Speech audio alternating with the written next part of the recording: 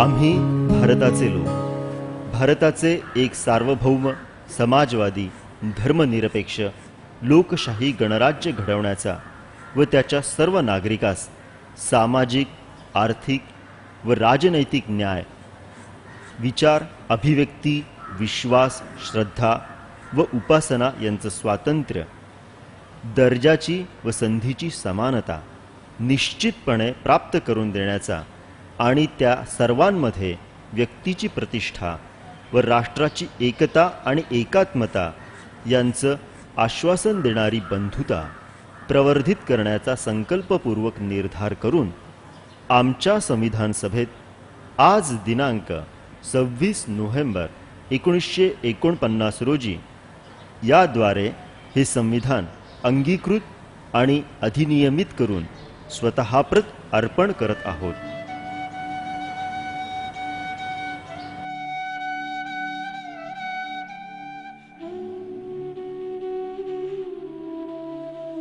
हा आपल्या देशाचा झेंडा 60 वर्षांच्या अखंड प्रजासत्ताक लोकशाहीचं तेज लेवून अभिमानानं डोलतो आहे।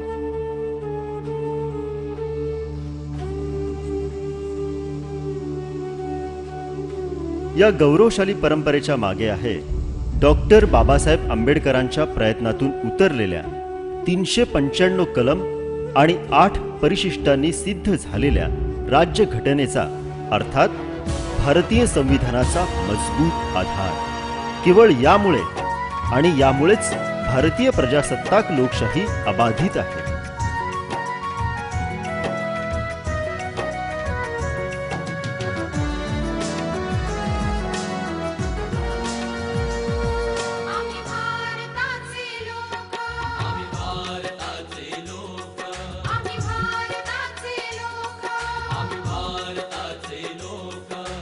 भारताचे एक सार्वभौम समाजवादी धर्मनिरपेक्ष लोकशाही गणराज्य घडवण्याचा व त्याच्या सर्व नागरिकास सामाजिक, आर्थिक व राजनैतिक न्याय, विचार, अभिव्यक्ती, विश्वास, श्रद्धा व उपासना यांचे स्वातंत्र्य। भारतीय संविधानानं देशातील प्रत्येक नागरिकाला जगण्याची सुरक्षा प्रदान केली आहे। स्वतंत्र मत, विचार आणि अभिव्यक्तीचं स्वातंत्र्य बहाल केलं आहे।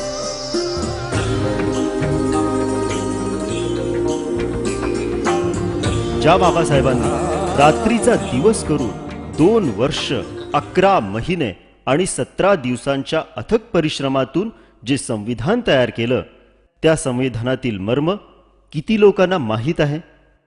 भारतीय संविधानाची जी प्रस्तावना आहे त्याच्याबद्दल काही माहिती आहे का तुम्हाला?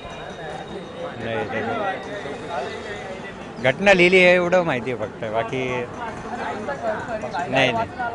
प्रामाणिकपणे सांगायचं तर अजिबात याच्यातली माहिती नाही मला। नाही ना। राज्यघटना मला नागरिक शास्त्र माझा आवडता विषय। प्रस्तावना नाही सांगू शकत। नेमकं काय सांगतं हे भारतीय संविधान?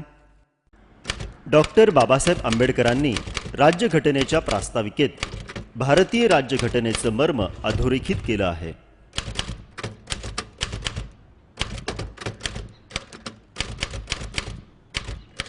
आम्ही भारताचे लोक, भारताचे एक सार्वभौम समाजवादी धर्मनिरपेक्ष लोकशाही गणराज्य घडवण्याचा व त्याच्या सर्व नागरिकास सामाजिक, आर्थिक व राजनैतिक न्याय, विचार, अभिव्यक्ती, विश्वास, श्रद्धा व उपासना यांचं स्वातंत्र्य, दर्जाची व संधीची समानता निश्चितपणे प्राप्त करून देण्याचा आणि त्या सर्वांमध्ये व्यक्तीची प्रतिष्ठा व राष्ट्राची एकता आणि एकात्मता यांचं आश्वासन देणारी बंधुता प्रवर्धित करण्याचा संकल्पपूर्वक निर्धार करून आमच्या संविधान सभेत आज दिनांक 26 नोव्हेंबर 1949 रोजी याद्वारे हे संविधान अंगीकृत आणि अधिनियमित करून स्वतःप्रत अर्पण करत आहोत।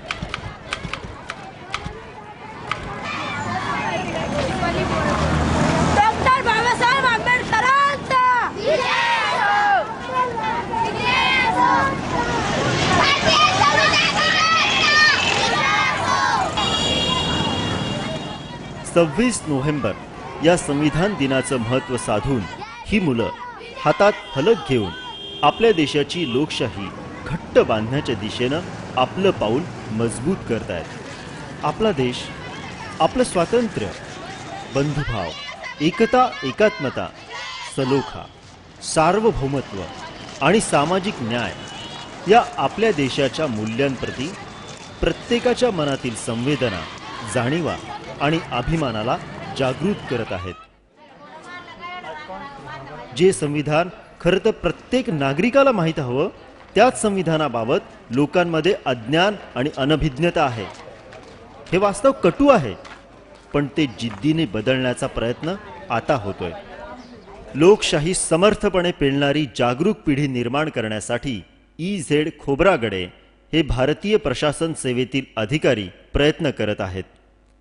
नागपूर इथे जिल्हा परिषदेच्या मुख्य कार्यकारी अधिकारी या पदावर काम करत असताना त्यांनी संविधान वाचनाचा अभिनव उपक्रम प्रथमच महाराष्ट्रात सुरू केला. शालेय आणि शासकीय स्तरावरून संविधानाचं वाचन होऊन त्याची ओळख स्वतःला आणि इतरांना करून देण्याचा उपक्रम खोब्रागडे निर्धारानं राबवत आहेत. आम्ही भारताचे लोक, भारताचे एक सार्वभौम, समाजवादी, धर्मनिरपेक्ष, लोकशाही गणराज्य घडवण्याचा. संविधान नेमकं काय आहे, कशासाठी आहे? ज्या संविधानाने देश चालतो, ज्या संविधानामुळे राष्ट्र एक संघ आहे, ज्या संविधानामुळे अनेकांना संधी मिळालेली आहे, तर ह्या संविधानाचा अर्थ जर बालवयापासून जर कळला आणि तो घरोघरी पोहोचला तर ही संविधानाची जनजागृती देश मजबूत करण्यामध्ये एक अतिशय महत्त्वाची भूमिका बजावू शकते. आणि डॉक्टर बाबासाहेब आंबेडकर जसं म्हणाले होते की संविधानाचा जर अंमल केला तर प्रगतीच्या वाटा मोकळ्या होतील, आणि ती यामागची भूमिका आहे. आणि याच भूमिकेतून आपण शाळांमधनं संविधानाच्या प्रियांबलचं वाचन सुरू केलेलं आहे. हे संविधान अंगीकृत आणि अधिनियमित करून जेव्हा ही संकल्पना आम्ही अंमलात आणली नागपूर जिल्ह्यामध्ये, वर्धा जिल्ह्यामध्ये, तेव्हा तत्कालीन शालेय शिक्षण मंत्री माननीय वसंतरावजी फुरके यांना विनंती केली आणि 2007 पासून महाराष्ट्रातील शाळांमधून हे संविधानचं प्रियांबल वाचनाचं काम सुरू झालं. तत्कालीन आदिवासी सचिव भाई नगराळे साहेबांना सुद्धा ही संकल्पना आवडली आणि त्यांनीही महाराष्ट्रातल्या आदिवासी आश्रमशाळेतून हे सुरू केले. शालेय विद्यार्थ्यांपासून सुरू झालेला हा उपक्रम आता ग्रामपंचायत, पंचायत समिती, जिल्हा परिषद आणि शासकीय कार्यालयापर्यंत जाऊन पोहोचला आहे.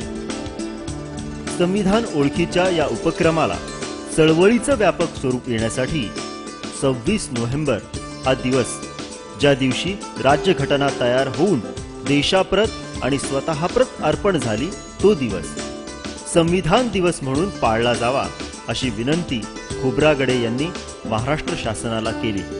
आणि 24 नोव्हेंबर 2008 रोजी शासनानं 26 नोव्हेंबर हा दिवस संविधान दिवस म्हणून पाळण्याचा आदेश पारित केला आणि त्याची अंमलबजावणी आता संपूर्ण महाराष्ट्रात सुरू आहे.